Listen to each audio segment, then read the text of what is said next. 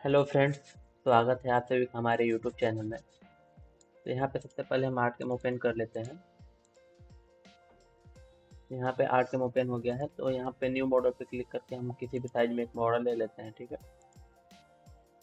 अभी तक आपने चैनल को सब्सक्राइब नहीं करा है तो ऐसे ही मोर मोर इन्फॉर्मेटिव वीडियो के लिए आप चैनल को सब्सक्राइब कर दें और बेल आइकन को भी दबाना ना भूलें। ठीक है, तो यहाँ पे हमारा आर्टकम ओपन हो गया। हम लोग लास्ट वीडियो में जो देखे थे टू बी टू पाथ बनाने के तरीके, हर एक तरीके से हम लोगों ने टूल पाथ बनाना सीख लिया था। ठीक है, जितने भी इसमें सारे टूल पाथ दिए हुए हैं हमारे 2D के सबको। ठीक है, तो अब हम आज की वीडियो में देखेंगे कि मिरर ऑप्शन का यूज हम लोग कैसे करते हैं। ठीक है, उसके बाद हम लोग rotary block and rotary copy भी देखेंगे। ठीक है, और साथ ही हम लोग किसी भी कर्व के अलावा हम लोग वेक्टर को कैसे पेस्ट करते हैं, ये सारे ऑप्शन आपको आज हम लोग देखेंगे। ठीक है, तो सबसे पहले हम लोग मिरर ऑप्शन के देखते हैं। मिरर ऑप्शन को देखने के लिए एक मिनट, हम लोग यहाँ से क्या हम करते हैं, प्रोजेक्ट ऑप्शन को ऑन कर लेते हैं यहाँ से। ठीक है, यहाँ से प्रोजेक्ट ऑप्शन ऑन हो गया। ठीक है,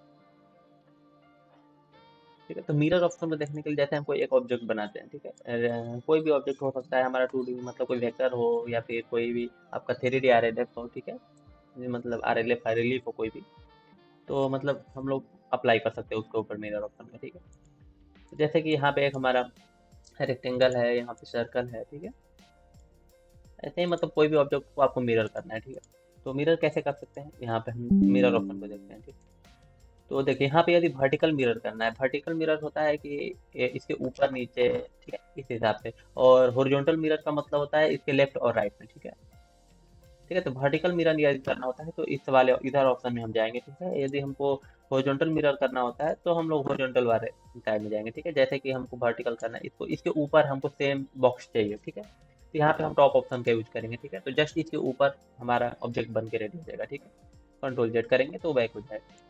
यहाँ तक देखिए, यदि हम इसको सेंटर में करते हैं, सेंटर के करने का मतलब है कि उसी के मतलब जो हमारा ऑब्जेक्ट है, इसके सेंटर पॉइंट से वो बिल्कुल सेंटर में ऑब्जेक्ट क्रिएट होगा, मतलब मिरर का हो, तो मतलब इसी के ऊपर वो क्रिएट हो जाएगा। ठीक है, यहाँ पे देखिए इस तरह से।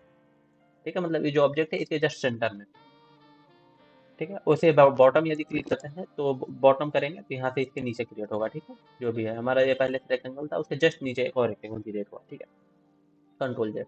ओवर मॉडल करते हैं, यहाँ पे ओवर मॉडल में क्या होता है कि जो भी हमारा, जैसे ये हमारा ऑब्जेक्ट है, यहाँ पे मतलब सर्कल है, तो मिरर इस साइड से होगा, मतलब ये जो इस कॉर्नर से लेके ये मतलब मॉडल के दूसरे साइड, जैसे ये हमारा बीच का यहाँ पे मान लीजिए 500 mm पे हमारा इसका बीच है, तो ये यहाँ आएगा इसके ऊपर आएगा। ठीक है, जस्ट इसका ओवर मॉडल करते हैं। यहाँ पे इसको ओवर मॉडल करते हैं तो देखिए ये नीचे से जितना इधर गैप है उस दूसरे साइड से भी उतना ही गैप पे बना। ठीक है, तो ये हमारा ओवर मॉडल होता है यदि वर्टिकल ओवर मॉडल करते हैं। ठीक है, वर्टिकली ये हुआ अपना। ठीक है, उसके बाद हमको हॉरिजॉन्टल देखना है। ठीक है, तो इसको हम अभी अभी डिलीट कर देते हैं। ठीक है, इसको सिलेक्ट करते हैं। ठीक है, यदि हमको इसके लेफ्ट में चाहिए, मतलब लेफ्ट लेफ्ट साइड चाहिए, तो यहाँ पे लेफ्ट मिरर करेंगे तो लेफ्ट साइड आ जाएगा। ठीक है, यदि राइट में करना हो तो हम लोग राइट में भी कर सकते हैं, यहाँ पे राइट। ठीक है, वैसे ही सेम टू सेम सेंटर में यदि करना होता है तो सेंटर में कर सकते हैं। ठीक है, मतलब उसी के ऊपर कंट्रोल। अब एक्रॉस मॉडल करेंगे तो देखिए एक्रॉस मॉडल में अब हमारा क्या होगा कि जो हमारा रेक्टेंगल है, जिधर लेफ्ट साइड से जितना ये गैप में है इधर से, वैसे ही हमारा राइट साइड इतना गैप है, ये रेक्टेंगल यहाँ पे क्रिएट होगा। ठीक है, तो यहाँ पे एक क्रॉस मॉडल करेंगे तो ठीक है, इस तरह से मतलब जितना भी हमारा पूरा मॉडल रहेगा, जितने भी साइज का, उसके जस्ट अपोजिट साइड में। ठीक है, अब यदि हमको मिरर करना होता है किसी लाइन के अबाउट, जैसे कि हमारा एक एक लाइन है। ठीक है, ठीक है, हमारा ये लाइन है, हम चाहते हैं इसका मिरर इसके लाइन के मतलब दूसरे साइड हो। ठीक है, जैसे ये हमारा एक लाइन है, अब इसका मिरर करना है इस लाइन के अबाउट। ठीक है, तो हम लोग कैसे करेंगे, उसको लिए हम सिलेक्टेड लाइन ऑप्शन का यूज करते हैं। ठीक है, इन सिलेक्टेड लाइन पे यूज करेंगे। पहले देखिए ये सिलेक्टेड लाइन है। ठीक है, और दोनों को पहले बारी बारी से सिलेक्ट करना होता है, पहले इस लाइन को सेलेक्ट करेंगे, फिर शिफ्ट बटन दबाएंगे, फिर इसको सिलेक्ट करेंगे। ठीक, उसके बाद इन सेलेक्टेड लाइन पे ऑप्शन पे यहाँ पे क्लिक करेंगे तो हमारा उसका मिरर आ जाएगा। ठीक है, देखिए लाइन को हमारा एक बेस मानते हुए इसका मिरर उसके अबाउट हुआ। ठीक है, तो हम हमारा कैसे भी कर सकते हैं। ठीक है, अलग अलग लाइन के हिसाब से यदि हमको मिरर करना होता है तो यहाँ पे इंसेलेक्टेड लाइन के हिसाब से हम लोग मिरर भी कर सकते हैं। ठीक है, अब उसके बाद हमको यहाँ पे नीचे एक ऑप्शन मिलता है कॉपी द ओरिजिनल ऑब्जेक्ट। ठीक है, मतलब एक होता है कि मिरर करते हैं, लेकिन हम मिरर करेंगे तो जैसे कि यहाँ पर हम यहाँ पे कंट्रोल जेड कर ले रहे थे। ठीक है, जैसे कि हम मिरर किए यहाँ पे इसका लाइन के अबाउट यदि मिरर कर रहे हैं तो जो ऑब्जेक्ट है ये पहले से जो ऑब्जेक्ट हमारा है ये भी रह रहा है और जो नया आ रहा है वो भी बन रहा है। यदि कॉपी होने के साथ साथ ओरिजिनल ऑब्जेक्ट भी वहाँ पे रह जा रहा है, लेकिन हमको मान लीजिए कॉपी करने के बाद ये वाला ऑब्जेक्ट नहीं चाहिए तो यहाँ से हम उसको डिसेलेक्ट कर देंगे। ठीक है, डिसेलेक्ट कर देंगे तो जब हम इसका मिरर करेंगे डिसेलेक्ट करके तो ये वाला वेक्टर जो ओरिजिनल वेक्टर है वो डिलीट हो जाता है। ठीक है, इस तरह से। उसके बाद ज्वाइन मिरर वेक्टर्स, यदि कोई वेक्टर्स को हम मिरर करते हैं और मिरर करने के बाद वो ऑटोमेटिकली ज्वाइन कर देगा। जैसे कि हम लोग यहाँ पे एक वेक्टर क्रिएट कर लेते हैं इस तरह से। ठीक है, एक लाइन यहाँ पे इस तरह से हम क्रिएट करते हैं। ठीक है, और हम इसका मिरर करते हैं। ठीक है, जैसे यहाँ पे हम इसका राइट में मिरर करें। ठीक है, तो यहाँ पे पहले कॉपी ओरिजिनल ऑब्जेक्ट को अलाउ कर देते हैं और इसका लेफ्ट में यदि मिरर करते हैं, देखिए मिरर करने के बाद ये दोनों ऑब्जेक्ट अलग अलग, ये अलग है ये अलग है। ठीक है, दोनों अलग अलग है, लेकिन हम यहाँ पे यदि ज्वाइन मिरर वेक्टर्स को अलाउ कर देते हैं यहाँ से। ठीक है, तो यहाँ से देखिए जब हम इसका मिरर करेंगे तो ज्वाइन हो जाएगा डायरेक्टली। ठीक है, जैसे यहाँ लेफ्ट साइड देखिए अब ये ज्वाइन हो गया। ठीक है, तो इस तरह से हम लोग ज्वाइन मिरर वेक्टर्स का भी यूज कर सकते हैं मिरर ऑप्शन में। ठीक है, तो आई होप कि समझ में आया होगा कि हम लोग मिरर ऑप्शन का यूज कैसे करेंगे। ठीक है, तो इसके बाद हम लोग नेक्स्ट देखते हैं ऑप्शन हमारा ब्लॉक एंड रोटरी कॉपी का। ठीक है, इस ऑप्शन का कैसे यूज करें, तो यहाँ से हम इस सब बाकी सबको डिलीट कर देते हैं जिसका यूज नहीं है हमें।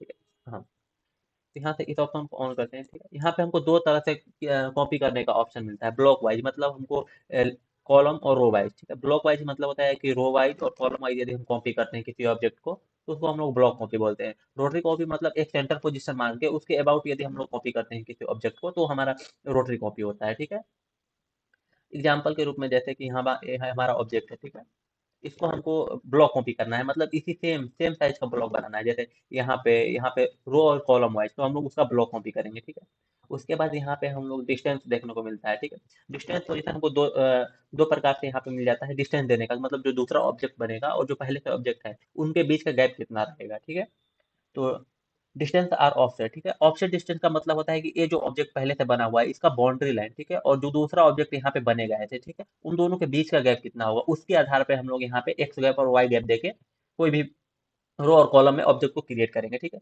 दूसरा होता है डिस्टेंसेस आर गैप।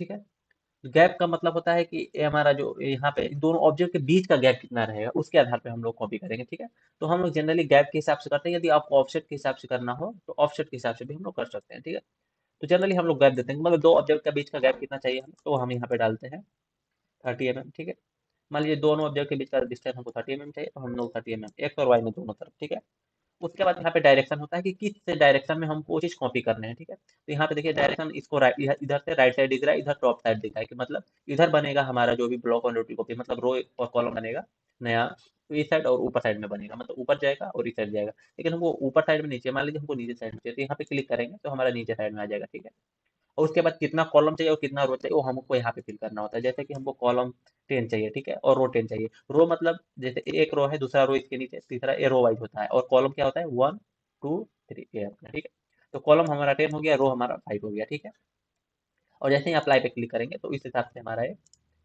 देखिए यहाँ पे 10 हमारा कॉलम है 1 2 3 4 5 और ए 1 2 3 4 5 रो। ठीक है, इस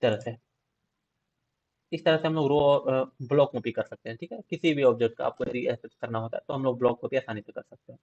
ठीक है, अब उसके बाद हमको देखना है कि गैप कितना है। हम लोग गैप यहाँ पे 30 mm ले रखे हैं तो यहाँ पे हम लोग गैप भी इसका देख सकते हैं। ठीक है, यहाँ से और इनके बीच ठीक है 30 mm का गैप आ रहा है। ठीक है, इस तरह से यहाँ से हम कंट्रोल जेड कर देते हैं। ठीक है, अब हमारा ऑफसेट वेक्टर का यूज हम लोग कहाँ पे, डिस्टेंस ऑफसेट का यूज कहाँ करते हैं, जैसे कि हमको गैप बहुत, जैसे कि हमारा यहाँ पे क्या होता है इन दोनों ऑब्जेक्ट के बीच का जो गैप था हम कुछ जीरो भी देंगे तो मतलब इसके बगल में जस्ट कॉपी होता है, लेकिन डिस्टेंस और ऑफसेट देते हैं तो क्या मतलब इसके इस पोजीशन से लेगा जब यहाँ से तो हम लोग इससे थोड़ा सा ओवरलैप करा के भी डिस्टेंस दे सकते हैं। जैसे कि हम लोग यहाँ पे 30 mm रखते हैं गैप। ठीक है, तो ये इस पोजीशन मतलब जो इसका जैसे लेफ्ट साइड का जो पोजीशन है यहाँ से वो डिस्टेंस नापना शुरू करता है। ठीक है, यहाँ से हम लोग 30 mm दिए हैं और यहाँ से सेम अप्लाई करते हैं। ठीक, तो पहले सेलेक्ट कर लेते हैं। ठीक है, और अप्लाई करते हैं तो देखिए इस तरह से क्रिएट हुआ, मतलब ओवरलैप कर गया, मतलब यहाँ से 30 mm है, इसलिए हम नहीं समझ में आ रहा है क्योंकि साइज बहुत कम दिए हैं। इसको थोड़ा सा ज़्यादा करते हैं तब अच्छे से समझ में आएगा।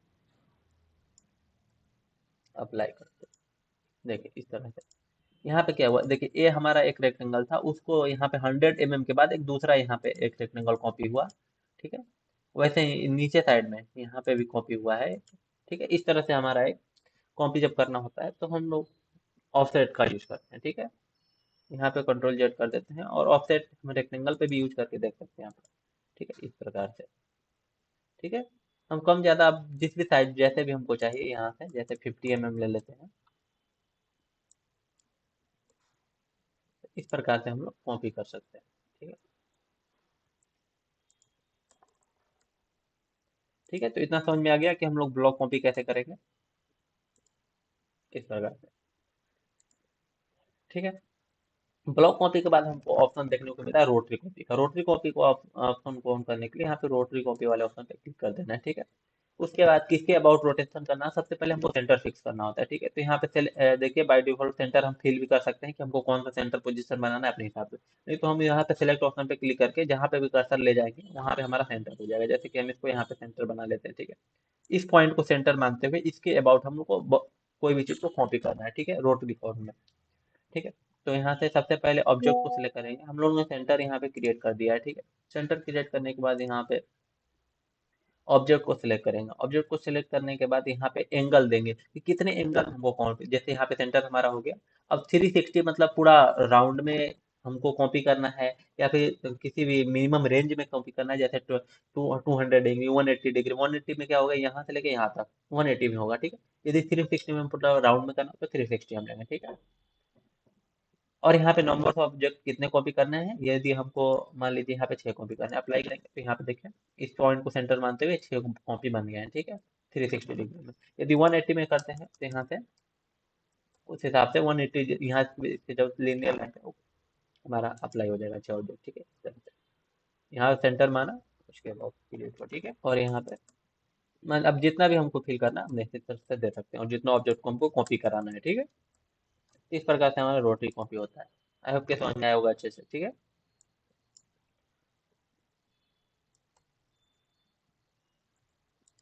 ठीक है, इस तरह से। ठीक है, तो इतना समझ में आ गया। अब हम ऑप्शन देखते हैं यहाँ पे, पेस्ट अलोंग ए कर्व। पेस्ट अलोंग ए कर्व का मतलब कोई भी हमारा एक कर्व लाइन है। ठीक है, उसके ऊपर किसी भी ऑब्जेक्ट को पेस्ट करना होता है तो हम लोग कैसे करेंगे। ठीक है, इस ऑप्शन को देखते हैं। तो यहाँ पे पहले एक हम कोई कर्व क्रिएट कर लेते हैं यहाँ पे। ठीक है, कर्व क्रिएट इस तरह से हम लोग कर लिए। ठीक है, मान लीजिए इस कर्व के ऊपर हमको कोई भी वेक्टर्स या फिर 3D डिजाइन जो भी मतलब हमारा रिलीफ होता है सबको कॉपी करना है। ठीक है, जैसे यहाँ से हम एक ऑब्जेक्ट क्रिएट कर लें। ठीक है, इस ऑब्जेक्ट को इस लाइन के ऊपर बहुत सारे हमको पेस्ट करना है। ठीक है, तो कैसे करेंगे, तो इसको सबसे पहले हम लोग यहाँ से पेस्ट अलोंग द ऑप्शन का यूज करेंगे। ठीक है, उसके बाद देखिए हमको यहाँ पे दो ऑप्शन मिल जाते हैं इस वर्क को करने के लिए। ठीक है, पहला है स्पेसिफाई नंबर, स्पेसिफाई डिस्टेंस।